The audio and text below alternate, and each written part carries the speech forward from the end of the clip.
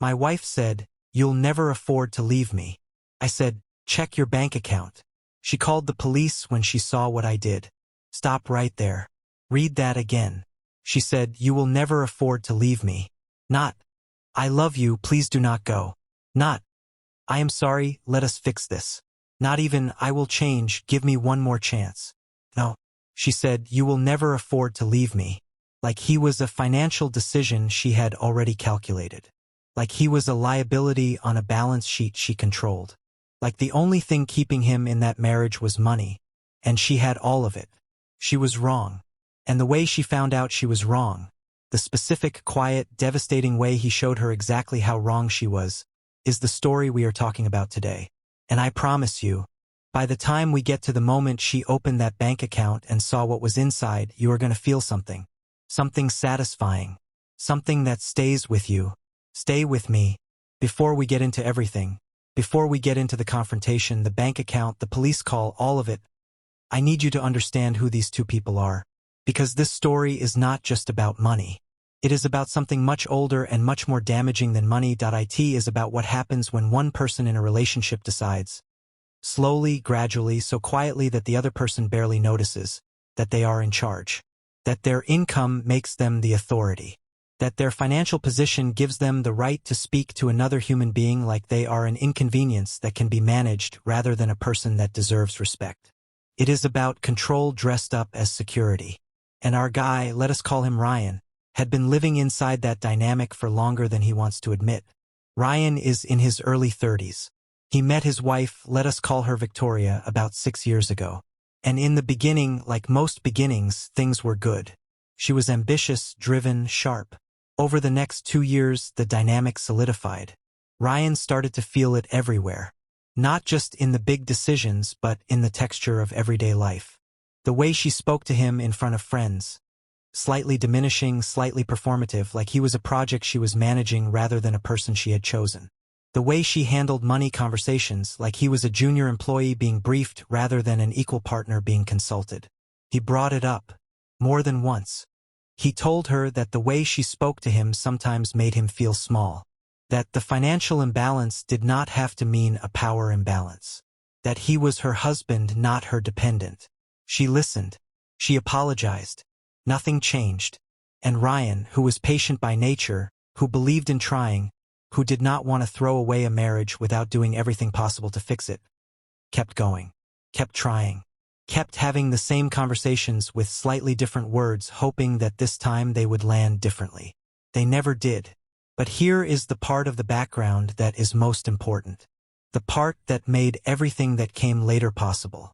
About 2 years before the moment this story is really about 2 years before the bank account and the police call and the line she said that she cannot take back, Ryan made a quiet decision. He opened a separate savings account. Not to hide money, not to deceive her, not with any specific plan in mind, but because something in him, some quiet, patient, deeply self-aware part of him, understood that he needed something that was entirely his. Some financial ground that belonged only to him. Not as a weapon, not as an exit strategy, just as security. Just as the thing you hold on to when you are not sure how solid the ground beneath you actually is. He did not tell Victoria about it. Not because he was being sneaky, but because he knew, with the certainty of someone who has been paying close attention for years, that if he told her she would find a way to make it a shared account. To fold it into the joint finances. To absorb it into the structure she controlled. So he kept it quiet. And every month, not a dramatic amount, not anything that would be noticed in the joint accounts, he moved a portion of his paycheck into that separate account. Quietly, patiently, consistently, the way he did everything. Now let us talk about the night it happened. The night she said it. The 4 words that changed everything. It started as an argument. Not an unusual one. By this point in their marriage, arguments were not unusual. But this one escalated faster than normal. It started about something small. A decision she had made without telling him. A purchase for the house that was significant enough that Ryan felt it should have been discussed. He said so. She did that thing she always did. The patient, slightly condescending explanation. The "I am just being practical." The "I know what we can afford." And Ryan, who had been having this same conversation for 4 years, who was tired in a way that went bone deep, who had been patient for so long that the patience had quietly become something else, said something he had not said before. He said, "I am done." Victoria looked at him. He said, "I am done with this dynamic, with being spoken to like I am an employee, with having no voice in my own marriage. I am done." Victoria was quiet for a moment. And then she said something that Ryan says he will remember for the rest of his life. She looked at him, completely calm, completely composed, with the absolute confidence of someone who believes they hold all the cards. And she said, "You will never afford to leave me." 5 words, said like a fact, said like a mathematical certainty, said like she had already done the calculation and the answer was obvious. "You will never afford to leave me." Ryan looked at her for a long moment, and then he said 2 sentences, calm, quiet, almost gentle. He said, "Check your bank account." And then he said, "Not the joint one." Victoria's expression changed. For the first time in a very long time, Ryan watched something shift on her face that was not calculation or condescension or patient management. It was confusion. And underneath the confusion, the very beginning of something that looked like it might be fear. She picked up her phone. What she found when she opened that account, and what happened in the next 60 minutes, that is all part 2.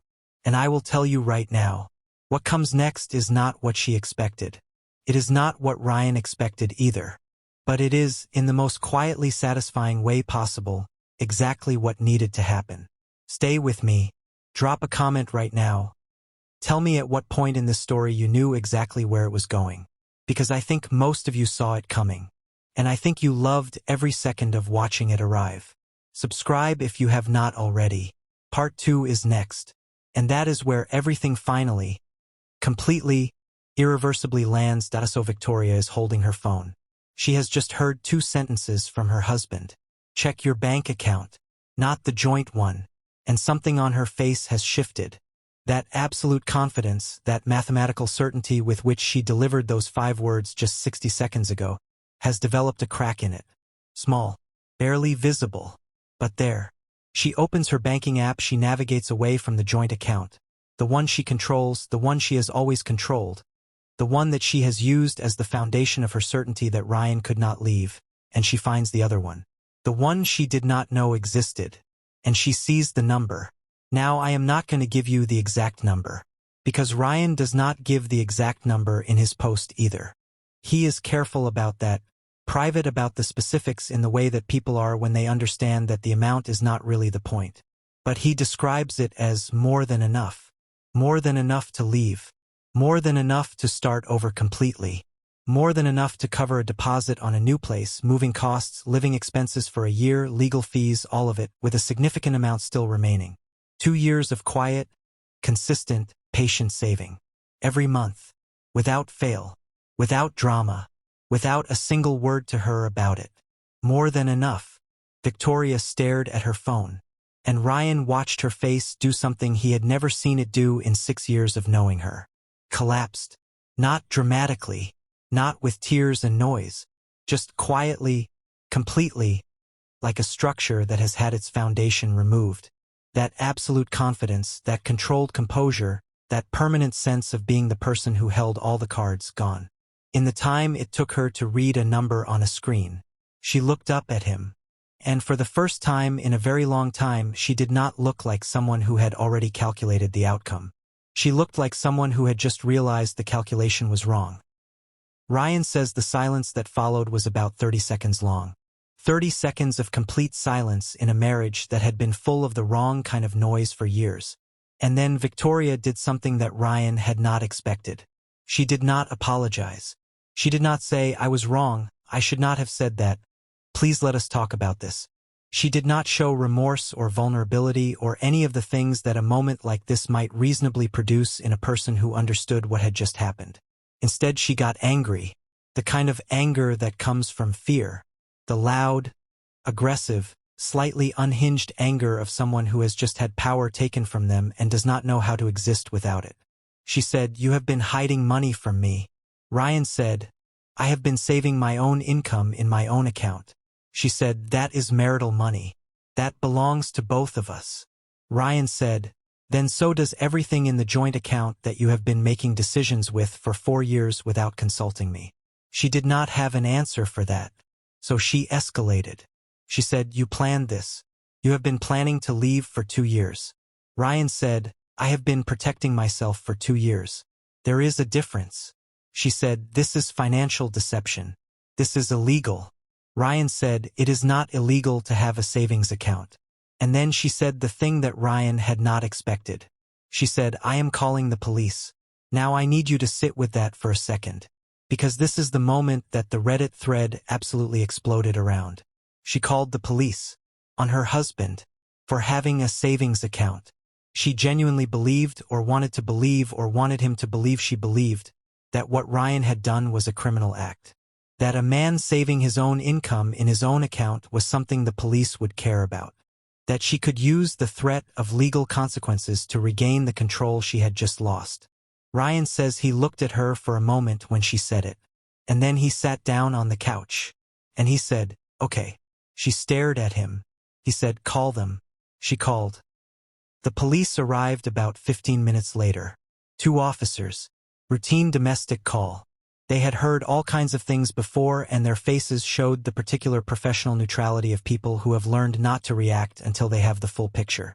Victoria explained her position. Rapidly, emotionally, with the kind of energy that comes from someone who is used to being the most competent person in the room and is desperately trying to reestablish that status. She said her husband had been secretly hiding marital assets. She said it was financial deception. She said she wanted to know what her legal options were. The officers listened. They asked Ryan for his version. Ryan, calm, quiet, composed in the way he had always been, explained that he had opened a personal savings account approximately 2 years prior and had been depositing a portion of his own paycheck into it every month. He had not touched the joint accounts. He had not moved money from shared finances. He had simply saved his own income separately. The officers exchanged a look. One of them turned to Victoria and explained to her, gently, professionally, with the practiced patience of someone delivering news that is obvious to everyone except the person receiving it, that what Ryan had described was not a crime.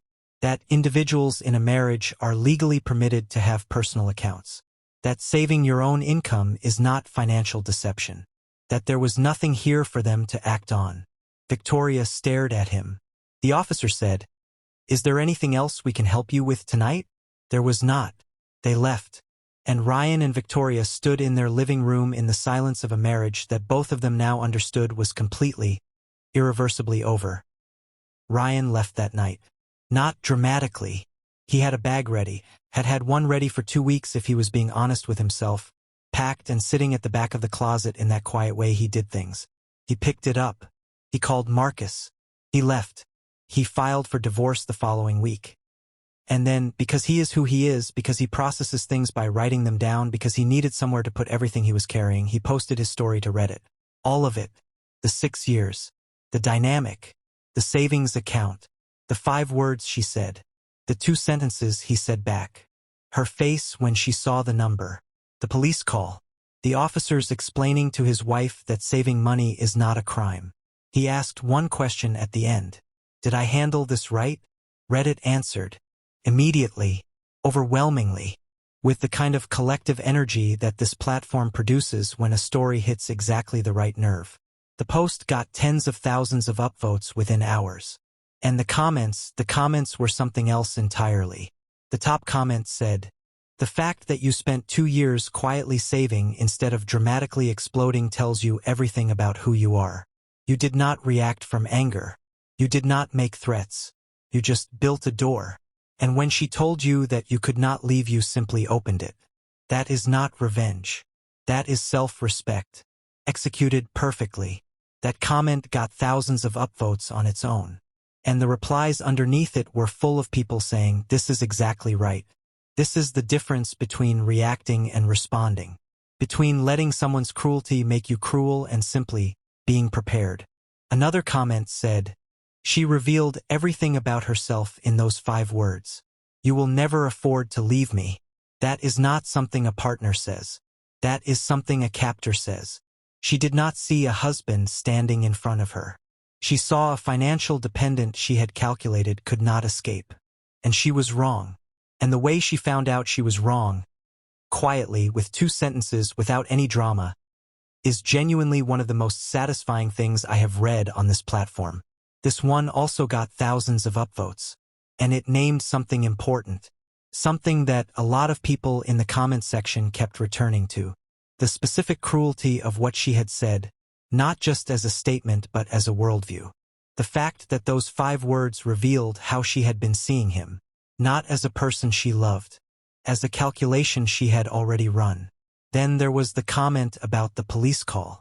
Because that detail, her calling the police, the officers explaining that saving money is not a crime, the specific public humiliation of having your own argument dismantled by law enforcement in your own living room, that was the part that Reddit found almost cinematic in its perfection. One comment said, "She called the police because her husband had a savings account." Let that sentence exist on its own for a moment. She called the police because he saved money. I genuinely cannot decide if this is the most entitled thing I have ever read or the most unintentionally hilarious.